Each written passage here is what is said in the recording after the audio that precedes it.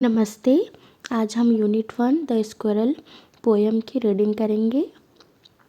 He wore a question mark for tail, यानी उसकी पूंछ सवालिया निशान जैसी थी। टेल यानी होता है पूंछ, मार्क यानी निशान। ही वॉर अ क्वेश्चन मार्क यानी कि उसकी पूंछ सवालिया निशान जैसी थी। एन ओवरकोट ऑफ ग्रे यानी कि उसने ग्रे रंग का ओवरकोट पहना था। He sat up straight to eat a nut.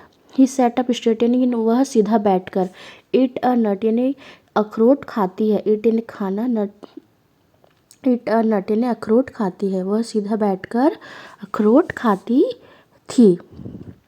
He liked to टीस एंड प्ले यानी कि उसे चिढ़ाना और खेलना पसंद था। लाइक यानी पसंद, टीस एंड प्ले, टीस यानी कि चिढ़ाना और प्ले यानी खेलना, उसे चिढ़ाना और खेलना पसंद था। And if we run around his tree, और अगर हम उसके पेड़ के चारों ओर दौड़ते। एंड यानी और, इफ़ यानी अगर, वी यानी हम, रन यानी दौड़ना, अराउंड यानी चारों ओर, हिज ट्री यानी कि उसके पेड़ के, अगर हम उसके पेड़ के चारों ओर दौड़ते। He went the other way, तो वह दूसरी तरफ चली जाती। ही यानी वह, वेंट यानी जाना, अदर वे यानी कि दूसरी तरफ, तो वह दूसरी तरफ चली जाती। इसके राइटर कौन है? Mildred पोवर्स Armstrong. ओके, अब हम वर्किंग विथ पोएम के क्वेश्चन आंसर करेंगे। First question, why does the poet say the squirrel wore a question mark for tail, how would you describe its tail. यानी कि कवि ऐसा क्यों कहता है कि गिलहरी ने पूंछ के लिए प्रश्न चिन्ह पहना हुआ था। आप उसकी पूंछ का वर्णन कैसे करेंगे।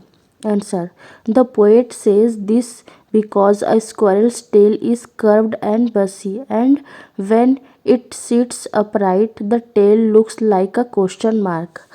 कवि, पोएट यानी कवि, सेज यानी कि कवि इसलिए ऐसा कहता है क्योंकि गिलहरी की पूंछ मुड़ी हुई और घनी होती है।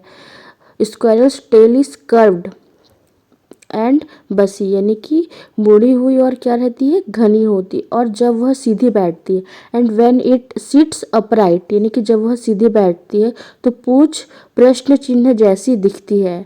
The tail looks like a question mark. Okay, second, the tail is long bushy curl and fluffy यानी कि पूंछ लंबी, घनी, मुड़ी हुई और मुलायम होती है। Second question, do we usually say that an animal wears a tail, what do we say यानी कि क्या हम आम तौर पर कहते हैं कि कोई जानवर पूंछ पहनता है, हम क्या कहते हैं। Answer, no, we do not usually say that an animal wears a tail यानी कि नहीं, हम आम तौर पर ऐसा नहीं कहते। वी डू नॉट यूजली से यानी कि आम तौर पर नहीं कहते कि कोई जानवर पूंछ पहनता है। We do not usually say that an animal wears a tail, wear यानी पहनना, टेल यानी पूंछ, यानी कि कोई जानवर पूंछ नहीं पहनता है। Second, we see an animal has a tail, हम कहते हैं कि जानवर की पूंछ होती है। वी से यानी कि हम कहते हैं, an animal has a tail यानी कि जानवर की पूंछ होती है। Third, the poet uses the word wears in a playful and imaginative way, just like saying the squirrel wore an overcoat of grey.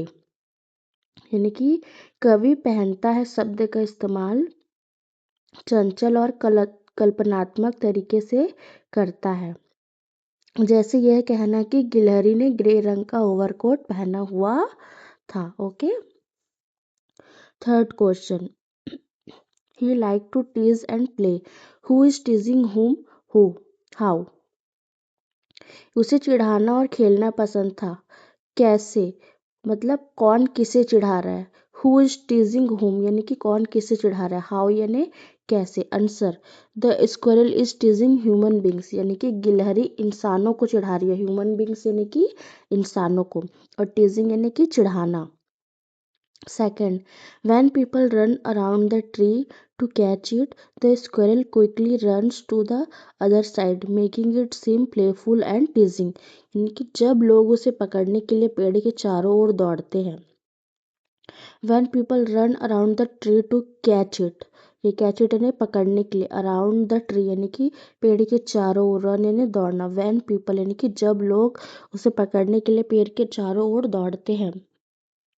The squirrel quickly runs to the other side, तो गिलहरी जल्दी से दूसरी तरफ भाग जाती है, जिससे यह चंचल और चिढ़ाने वाला लगता है। Making it seems playful and टीजिंग, यानी कि जिससे यह चंचल और चिढ़ाने वाला लगता है। ओके।